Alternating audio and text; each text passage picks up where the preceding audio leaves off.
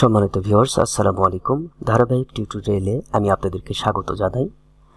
আজকের টিউটোরিয়ালে আমি একটি কমন কাজকে খুব অ্যাডভান্স লেভেলের এবং টেকনিক খাটিয়ে করে দেখাবো, যেটি আপনারা মনোযোগ সহকারে দেখবেন এবং সেখানে কোনো কাজটি দেখার পরে যদি কোশ্চেন আপনাদের কোনো থাকে, মনে কোনো প্রশ্ন জাগে, তাহলে আপনারা কমেন্ট সেকশনে গিয়ে আপনার প্রশ্নগুলো জানাবেন।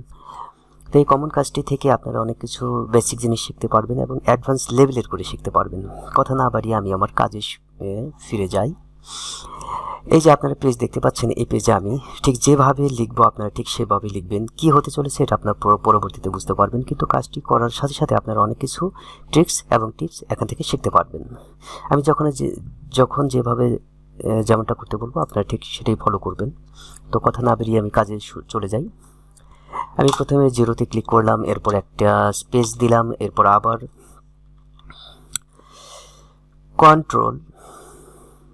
কিবোর্ড থেকে কন্ট্রোল অল্টার এল বাটনে প্রেস করলাম, এরপর এন্টার বাটনে স্পেস নিলাম, এরপরে জিরোতে ক্লিক করলাম, এরপর এইটুকুকে আমি সিলেক্ট করলাম। সিলেক্ট করে আমি এভাবে পেস্ট করে দিতে থাকি।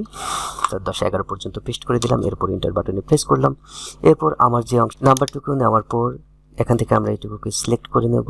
সিলেক্ট করার পর কন্ট্রোল এফ বাটনে চাপার পর ফাইন্ড স্পেশাল থেকে এখানে আমরা চলে যাব যে পি, কন্ট্রোল পি, ঠিক আছে। এখানে আমরা কন্ট্রোল পি দিলাম এবং রিপ্লেস উইথে এখানে আমরা ব্যবহার করব প্রথমে প্যারাগ্রাফ মার্ক। স্পেশাল থেকে প্রথমে ট্যাব ব্যবহার করব, তারপরে কোলন ব্যবহার করব এবং সেখান থেকে আবারও আমরা ট্যাব ব্যবহার করব, এরপর একটি প্যারাগ্রাফ মার্ক ব্যবহার করব। ঠিক এমনটাই হুবহু আসার পরে আপনারা রিপ্লেস অলে ক্লিক করবেন। রিপ্লেস অলে ক্লিক করার পর এখান থেকে নো করে দিবেন, নো করে দিয়ে ক্লোজ করবেন। ক্লোজ করার পর এরপর আমরা এই যে স্কেল দেখতে পাচ্ছেন, এই স্কেলের ঠিক এই শেষ প্রান্তে অর্থাৎ 6-এর এখানে আমরা একটা ক্লিক করি। এই যে ঠিক আমি যেভাবে মাউসটি রেখেছি এভাবে আপনারা ক্লিক করলে এরকম দেখবেন যে ট্যাব চলে আসবে, ঠিক আছে। এরকম ট্যাব চলে আসবে এবং ট্যাব চলে আসার পরে এখানে আপনারা ট্যাবে একটু ডাবল ক্লিক করবেন। ডাবল ক্লিক করার পরে আপনারা এই যে ট্যাবে যে লিডার অপশন আছে, এই লিডারে আপনারা ওকে করে দেবেন। দেওয়ার পর যদি ওকে বাটনে প্রেস করেন তাহলে দেখবেন যে এইরকমভাবে রেখাগুলো অর্থাৎ ডট ডট চিহ্নিত লাইন দেখা যাবে। এটা হয়ে গেলে এটাকে আমি একদমই 6 পর্যন্ত নিয়ে যাব, কিংবা তারও একটু ছোট করলাম, সমস্যা নেই। এখান থেকে আমি আবার এই যে 3তে যদি ক্লিক করি তাহলে এটি কি সামঞ্জস্যপূর্ণ হয়ে যাবে। ওকে, এরকম হয়ে যাবে। ঠিক এমনটা হয়ে যাওয়ার পরে আমরা নিচে চলে যাব। নিচে চলে যাওয়ার পরে কিবোর্ড আমরা টেবিলের ইউনিভার্সাল শর্টকাট জানি, সেটা হচ্ছে অল্টার এ আই টি।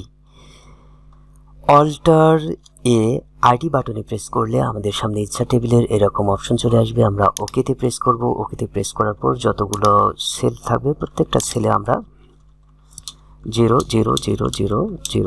ব্যবহার করব, ঠিক আছে। করার পরে আমরা এদেরকে বোল্ড করে দেব। বাস, আমাদের কাজ প্রায় শেষ। এখন আমি যদি পুরোটুকুকে সিলেক্ট করি, সিলেক্ট করার পর কন্ট্রোল এফ বাটনে চাপি, অর্থাৎ ফাইন্ড আবার চলে আসবে। ফাইন্ড আসার পরে ঠিক এই যে এই জায়গায় কোড দেখতে পাচ্ছেন, এই কোডটাকে আমি মিশিয়ে দেবো। মিশিয়ে দিয়ে এখানে 0 দেবো। 0 দেওয়ার পর ইন্টার বাটনে প্রেস করার পর স্কেপ বাটনে প্রেস করব। স্কেপ বাটনে প্রেস করলাম, বাস। এরপর আমাদের কাজ হচ্ছে কন্ট্রোল চেপে প্রেস ডাউন বাটনে প্রেস করব। করার পর কিবোর্ডটাকে বাংলা করে নেব। বাংলা করে নেওয়ার পর এখানে আমরা আমাদের টেক্সটগুলো লিখব। নাম, পিতার নাম। কন্ট্রোল পেজ ডাউন করে আবার লিখব মাতার নাম। তারপরে লিখব স্থায়ী ঠিকানা। এরপরে কন্ট্রোল পেজ ডাউন করে লিখব বর্তমান ঠিকানা। এরপর কন্ট্রোল পেজ ডাউন করে লিখব জন্ম তারিখ। এরপরে কন্ট্রোল পেজ ডাউনে প্রেস করে লিখব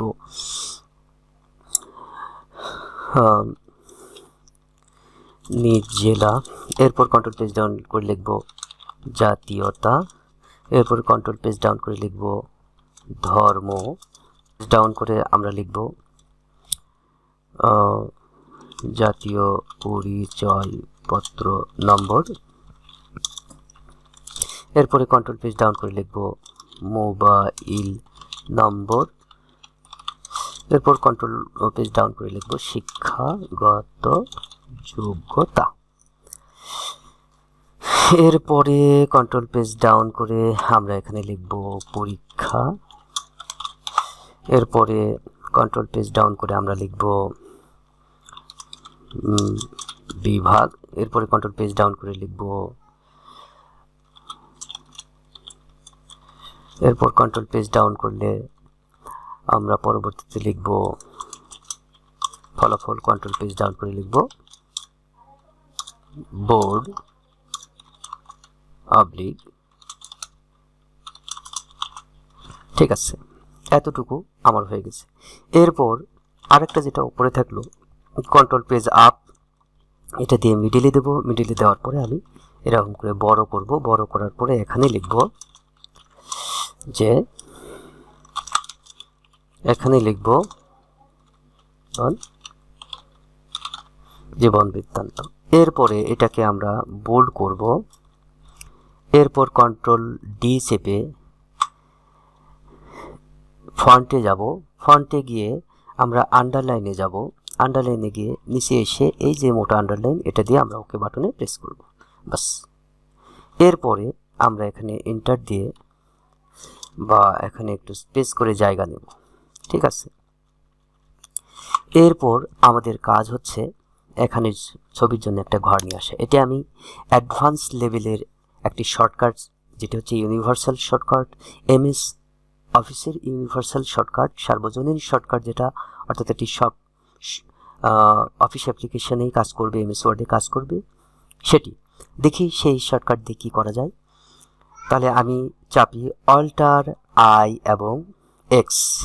আমি আবারও আপনাদের বলছি, শর্টকাটটি দেওয়ার আগে আপনারা অবশ্যই কিবোর্ডকে ইংরেজি করে নেবেন।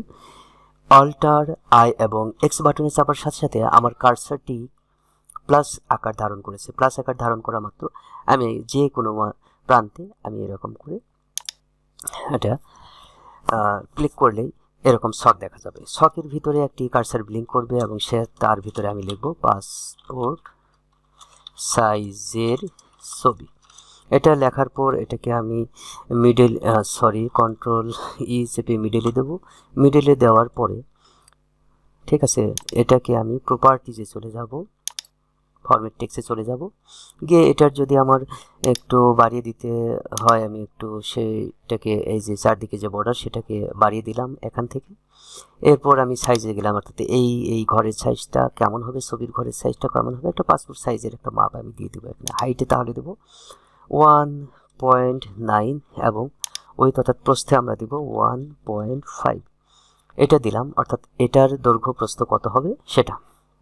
এরপর আমি লেআউটে যাই, অর্থাৎ এটাকে আমি এই বরাবর রেখে দেবো, সেটিকে এই কমান্ড আকারে দেবো, যার কারণে লেআউটে গেলাম। লেআউটে গিয়ে আমি অ্যাডভান্সে যাব। অ্যাডভান্সে গিয়ে হরিজন্টালে গিয়ে আমরা রাইটে, অর্থাৎ এই সাইডে থাকবে রাইট, এবং এটা মার্জিনের সাথে মার্জিন বরাবর থাকবে, এবং অ্যালাইনমেন্টটা টপে থাকবে, এই মাথাটা টপ বরাবর থাকবে, এবং এটাও মার্জিন বরাবর আমি দিয়ে ওকে করে দিলাম। এই সেটআপটা ওকে হয়ে গেল।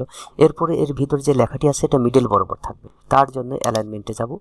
টেক্সট বক্সের এই টেক্সটকে আমি সেন্টার করে দেবো। দেওয়ার পর আমি যদি ওকে করি, তাহলে যতগুলো আমরা এখানে করেছি, এখানে যতগুলো আমরা পরিবর্তন করছি, সবগুলো একসাথে অ্যাপ্লাই হয়ে যাবে। ওকে ফাইন, দেখুন অ্যাপ্লাই হয়ে গেছে। এরপর আমাদের কাজ হচ্ছে এর নিচে একটা জায়গা প্রয়োজন, আমরা নিচে ইন্টার দিয়ে একটা জায়গা নিলাম। যদি আরও জায়গা প্রয়োজন হয় আমি এখান থেকে আরও একটু জায়গা নিলাম, বাস। এরপর আমাদের কাজ এইটুকু, ঠিক আছে।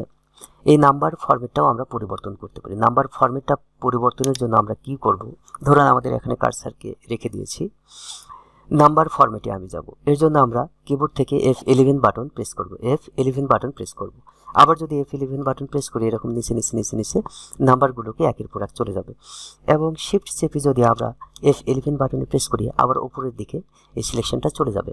আমরা নাম্বার ফরম্যাটিং যেহেতু একদিকে ব্র্যাকেট দেওয়া আছে, আমি যদি শিফট চাপি, সিলেকশন থাকা অবস্থায় আমি যদি শিফট চাপি, দেখবেন নাম্বারের ফরম্যাটগুলো ধীরে ধীরে পরিবর্তন হবে।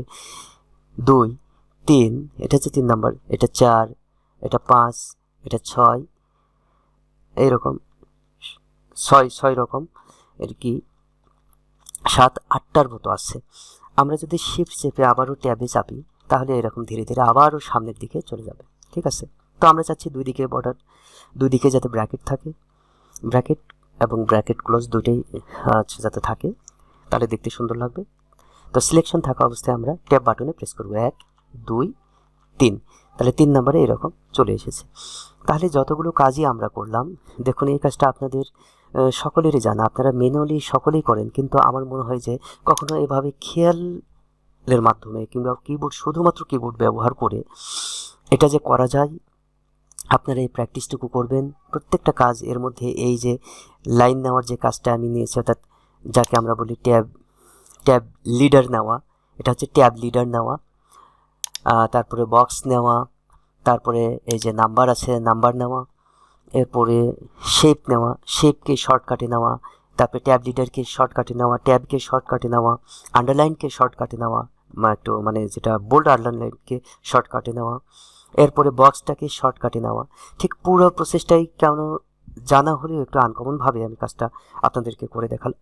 আপনি একটু প্র্যাকটিস করবেন। যারা এমএস ওয়ার্ডের খুঁটিনাটি বিষয়ে একটু এক্সপার্ট হতে চান, তাদেরকে অবশ্যই আমার এই কাজগুলোকে দেখতে হবে, কারণ আমার এই কাজ আমার কাছেই বিশেষত্ব কেন জানি মনে হয় আনকমন, একটু স্পেশাল ধরনের। আপনারা স্পেশালভাবে বা স্পেশাল কোয়ালিটির কিছু কাজ শিখতে চাইলে অবশ্যই আমার মনে হয় আমার এই কাজগুলোকে আপনারা একটু মনোযোগ সহকারে দেখবেন, ঠিক আছে? তো নতুনদের জন্য আবারও বলছি, বসে না থাকে কাজ শিখুন, নিজে শিখুন, অন্যকে শেখার সুযোগ সৃষ্টি করে দিন। তো সম্মানিত ভাইরা, আর কথা না বাড়িয়ে আজকের টিউটোরিয়ালের এখানে ইতি করছি। পরবর্তীতে আবারও নতুন কোনো ভিডিও নিয়ে আপনাদের সামনে হাজির হব। ততদিন সুস্থ ও সুন্দর থাকুন। আল্লাহ হাফিজ।